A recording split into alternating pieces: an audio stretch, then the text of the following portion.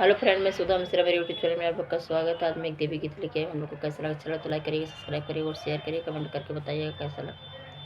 हमरो दुर्गा मैया बड़ी सुनरी हो, हमरो दुर्गा मैया बड़ी सुनरी, शेर चढ़ी आवेली हमारे नगरी, शेर चढ़ी आवेली हमारे नगरी, एहो शेर चढ़ी आवेली हमारे नगरी।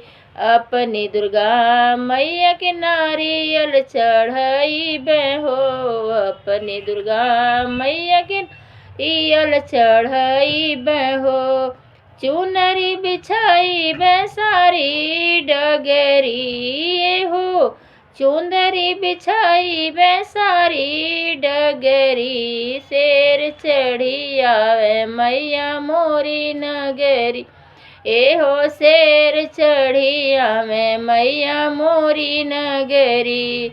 हमारी दुर्गा मैया बड़ी सुनरी हो, हमारो दुर्गा मैया बड़ी सुनरी, शेर चढ़िया में हमारे नगरी। अपनी दुर्गा मैया के नारियल चढ़ाई बे, अपनी दुर्गा मैया के नारियल चढ़ाई बे, फूलवा बिछाई बे सारी डगरी हो, फूलवा बिछाई में सारी डगरी, मोरी मैया शेर चढ़ी आई है हमारे नगरी, शेर चढ़ी आई है हमारे नगरी।